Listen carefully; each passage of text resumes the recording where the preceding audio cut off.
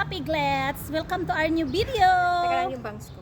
Si Ate Doray na naman ang kasama natin ngayon. Naku, hindi na tayo nakukumpleto.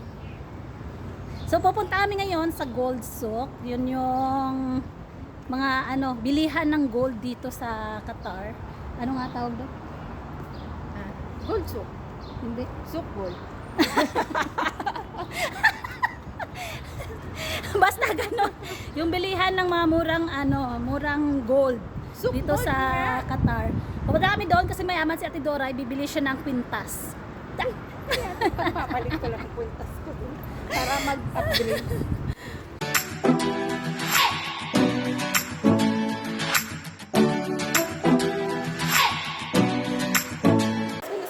So, hindi lang pala kami bibili. Mag-ano lang pala. Pwede ka rin pala doon mag-change ng gold. Kumbaga, meron kang lumang alahas, kunyari, lumang kwintas, ganon. Mga lumang kwintas, lumang earrings. Kahit ano, pwede mo makuha. Tapos, Pwede ka magpalit doon ng lumang gold, papalitan mo ng bago, i-upgrade yung bago mong gold, yung manipis, gagawang makapal, ganito siya. Yan. Tapos magiging makapal yan mamaya. Yan! pero syempre kapag depende sa price. Pwedeng Depende sa gram, Oo, tapos sa yung grams. estimate kung magkano. Kunyari, yan, manipis yan. So, kung gusto mo mas makapal pa dyan, dapat meron pag isa kang gold na isasama dyan para, or di kaya, magbayad ka ng cash para sa, para sa price ng, Yung price bagong ng gold. Per gram ang bintahan ng gold. Kunyari, last month ba tayo nag-check? Last month nag-check kami 192 per grams, 8 sa 18K.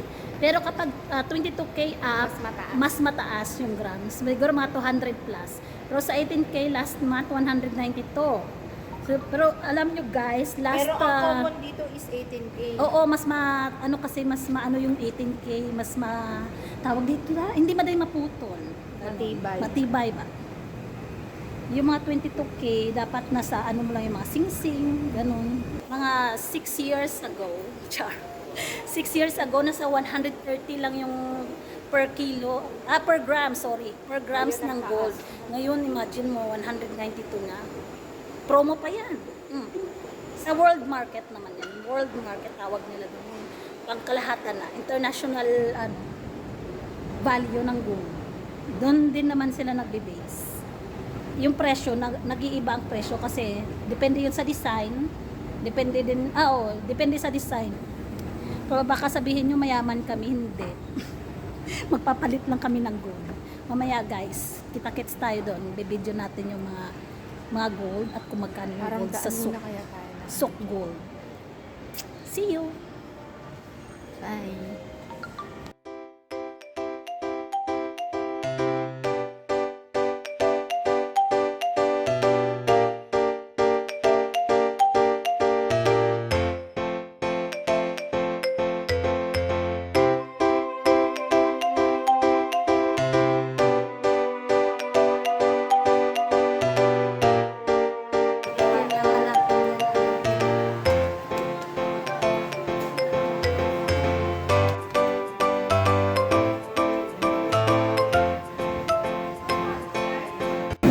Wedding rings. Baka gusto nyo magpakasal.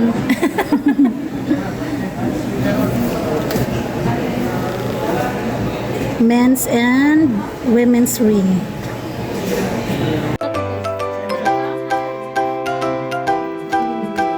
Hindi magdadag balik ka din. Before na. Hindi mo naman makita dyan.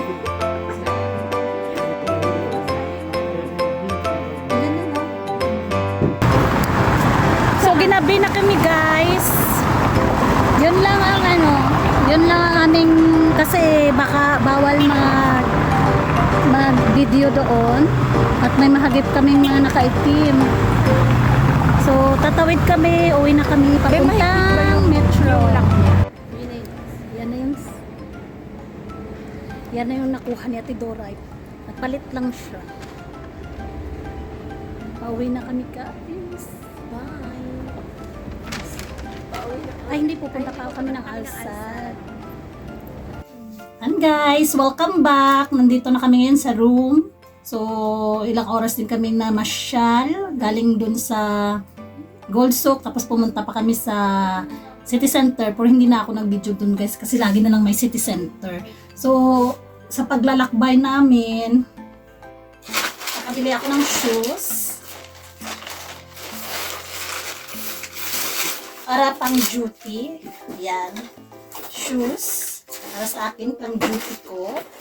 At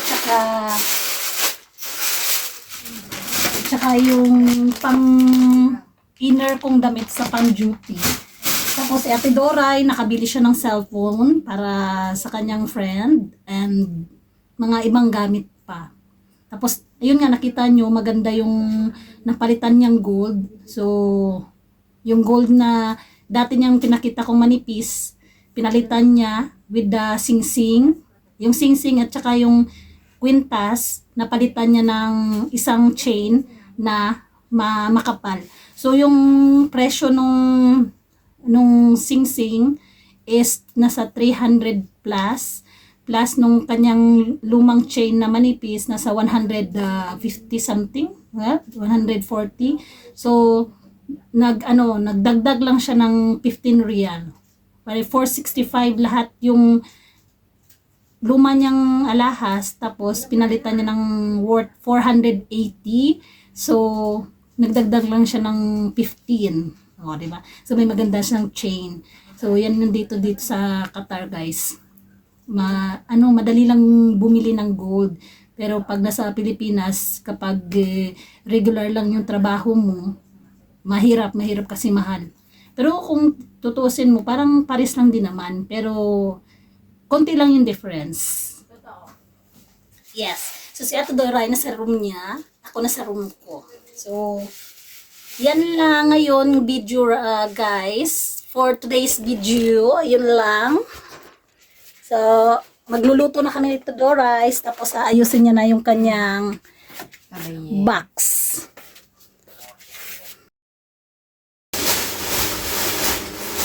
Magluluto tayo ng ulam ngayon. So, ang lulutuin ng mami natin Doray is sinigang salmon. So, sa sinigang salmon, lagyan na namin ng labanos, okra, at saka lettuce, yun lang.